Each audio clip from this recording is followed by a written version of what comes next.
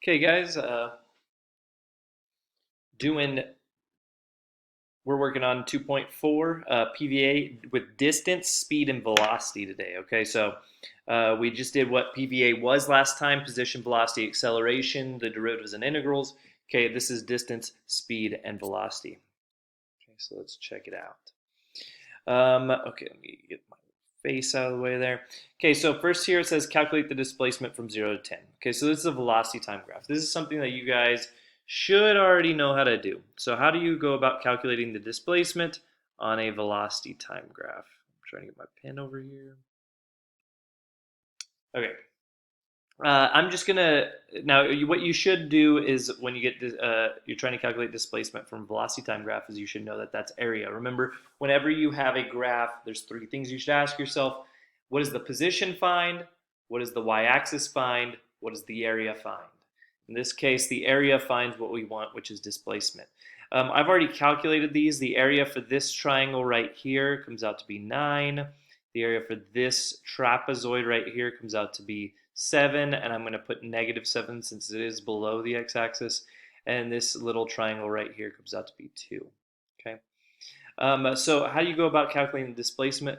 So remember, displacement would be how far the position has changed. So that would be 9 minus 7 plus 2, right?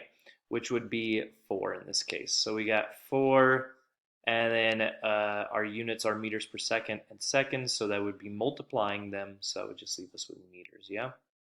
Okay, so remember the difference between displacement and the next one that's going to ask, which is distance, okay?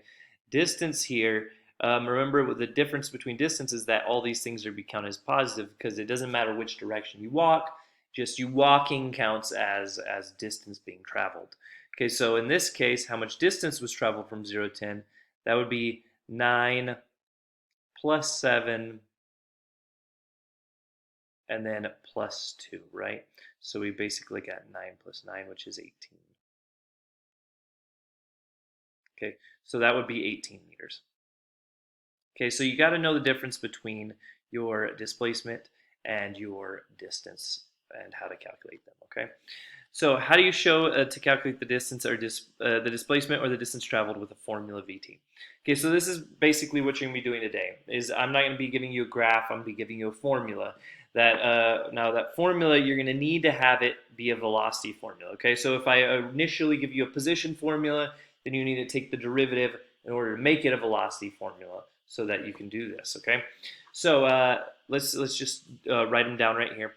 So how do you go about calculating displacement? Let's do displacement first, okay?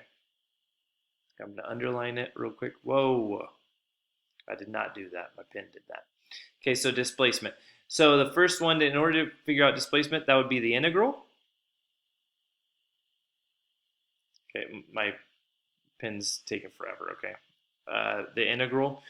And we're going to be doing the integral of velocity.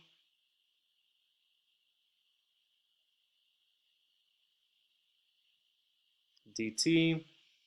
And this would calculate your displacement. Okay, so the integral of velocity dt. And remember, on this one, like if it's doing 0 to 10, you would need to put your lower and upper bound. So in this case, it would be 0 to 10. Since I'm using this so you can use it in the future, I'm just going to put a to b, okay? You're going to need to use what time intervals that you have there, okay? Now, what would the difference be for distance, okay? So think about this. Displacement was you count the negative ones as a negative. Distance was you count the negative ones no matter what they are, even if they're negative, you count them as positive, right? So if you want to calculate distance, there's only a small difference here, okay? So it's still the integral from a to b, whatever, from 0 to 10 in this case, and it's still a velocity because it's very similar, right? And it's dt. Now there's only one thing that's different here, okay? Okay, here's the thing that's different. Guys, wait, I'm just waiting on my pen to catch up with everything. Okay, the only thing that's different is that since we want everything to be positive, do the absolute value of it. Yeah? And on your calculator, if you don't know where that is, if you're like, how would I do an absolute value? Guys, it is, if you look right next to the 9, there is a little absolute value sign. When you click it, it brings up a bunch of different things that you can choose from, and absolute value is one of them. Okay, and if that doesn't work for you, you can literally just write ABS and then open parentheses and close parentheses where you want the absolute value. Okay, so that's how you find. Okay, that's how you find displacement. You got to write that down, and that's how you find distance traveled. Okay, and that was what I was going to write on that one. Okay, now guys, look at this one. So let's say on this one, and I asked you guys these ones on the extra credit ones. How would you calculate the average velocity from 0 to 10 on this one? Okay, so remember this was 9, -7, and 2, right? Okay, so the average velocity. Remember, velocity or average velocity is going to be calculated by doing displacement over time. Yeah, displacement over time. And on this one, I asked, what is the average speed from 0 to 10? Remember, that is distance over time, right? Okay. So if you're doing this one, so that would be 9 minus, so displacement would be 9 minus 7 plus 2, which we said was going to be 4 over your time period, which was 10 in this case. And in this case, for this graph, it looks like our average velocity was 0.4 meters per second. Pin frozen. Okay, sorry guys. Okay, now on the average speed, that's going to be the distance over time. So that's where you add them all together, which we said was 18, and then you divide by your time, which is 10. In this case, that would be 1.8 meters per second, right? Okay, so on the formulas today, I'm not going to be giving you a graph. I'm going to be giving you like a formula, like a velocity time formula. And so just remember, whenever you're calculating average speed, you want to do distance over time. So if it's a formula that you're doing, okay, that would be the integral of the absolute value of velocity, right? Divided by our time period, which in this case would be like 10. So look, I'm going to make it more general. I did A to B on the other one. So our time period would be B minus A. Yeah, like if you were doing on this, you were doing it from 0 to 10, and your time, you divide by 10 minus 0, right? Okay, so that's how you would calculate average speed. So guys, this is a formula that you should just put into your memory right now. Yeah, whenever they ask for average speed, this is what you must be doing, okay? So if they ever ask for average speed, that is it. Now guys, if they ask for average velocity, it's very similar to this. The only difference is there's no absolute value. Yeah, so if they ask for average velocity, just the integral from A to B of velocity dt all over B minus A, yeah, which is our time period. So that's average velocity, that's average speed. So write those down, get those memorized, okay? And so remember, if I gave you a velocity formula, and this is easy, you just plug it into the calculator set. But remember, what if I gave you a position formula? Well, then you would need to take the derivative of it to then have a velocity formula, so then you can go about doing these, okay? So I only got one example on here. I did put a bunch on here, so we're only going to talk about a lot of them because my pen keeps freezing. Okay, but let's just see the velocity formula. So I give you a velocity formula, the units are meters per second. Calculate the acceleration at 2. So remember, that would be doing the derivative of this and then plugging in 2, right? So doing the derivative of that, and let's see if the pin's kind of working. If not, then I'm just going to kind of skip over it. So the derivative of that would be 10t minus 9. And then if you want to check it at 2, remember you do a of 2. And that would be 10 times 2. So let's just do 20 minus 9, which would be 11, right? So 11 meters per second squared.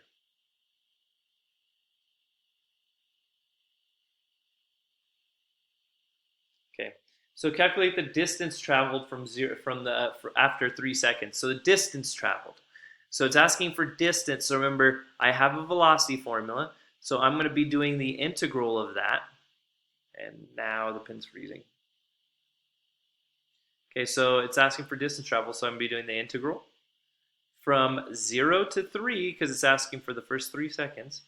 And it's distance, so I'm going to be doing the absolute value of the velocity formula, dt. Okay, and then you just plug that into the calculator. Okay, so why don't you guys try to do it too so you can make sure that you're doing it right. So we're going to go calculus integral 0 to 3. We're going to do the absolute value sign, which is next to the 9, right? We're going to click on that, get the absolute value signs. Be 5 times x squared minus 9 times x plus 12 dx. Click enter on it. It's 81 over 2, which is 40.5. So it looks like the distance traveled was 40.5 and meters is what it's in. Okay, so there's the distance traveled. So calculate the displacement after 3 seconds. So remember, displacement is very similar. It's basically asking the position in this case. So 0 to 3, and it's just going to be a velocity, dt. And guys, sometimes these two answers would be the same for the distance traveled and displacement. Sometimes they won't. So it just depends if there was negative values in the velocity. So let's go about doing this one. So it's going to be calculus integral 0 to 3 of 5 times x squared minus 9 times x plus 12 dx. And it looks like this one comes out to the same thing, so 40.5, yeah? Now, guys, that won't always come out to the same, right?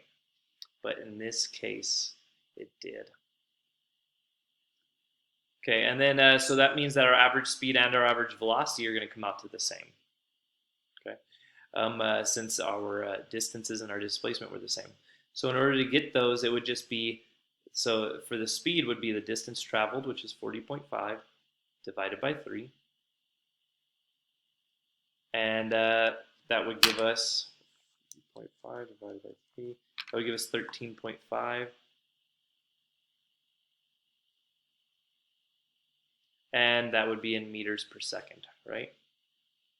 Now, guys, if you get weird on these units, remember the 40.5 was meters, right? And then we divided by time, which was in seconds. So it's meters divided by seconds, which gives us our velocity in meters per second. Okay, now, guys, I asked some more complicated ones like this one on F. So remember, E is the exact same thing since distance and displacement were the same. F, I said, calculate when the distance traveled was 50. Okay, so when the distance traveled was 50. Okay, I will write that one over. Oh, my pen's really freaking out. Okay, I'm going to write that over here. Now you want to calculate when the distance traveled was 50. So that means that we want to calculate when the integral of the absolute value, because that's distance traveled, right? dt. We want to find out when that distance traveled is going to be 50, right? So this right here calculates how much distance is traveled. Now we know we need to figure out like when, so what time that occurred.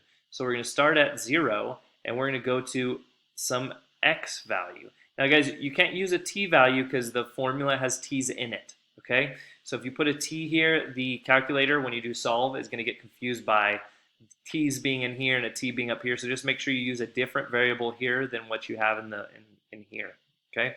So, and then I'm just going to plug that into solver, okay? Now I want you to do the same thing so you can see if it comes out right. If it doesn't, then you can look at your partner, see if they got it right or wrong, and ask them what you might have done wrong. So you're just going to go to algebra, solve, type in your formula. So we're going to do integral. So calculus, integral from 0 to, I'll put x, and put my function inside. Now remember, I can't use x's in the function on this one like I normally do. So 5 times t squared minus 9 times t plus 12 dt. And then I am going to set that equal to 50 and solve for, remember, comma, we're going to solve for x. Okay, so let me see if you guys can see what I wrote in here. If I put that close to here. There you go. Okay, and then I'm just going to press enter on that, and let's see what it gives us. it gives us, it's calculating, 3.286. If you round up, it's 3.2, I'll just do 3.29, okay, seconds, because remember it is the time, okay, and that is it.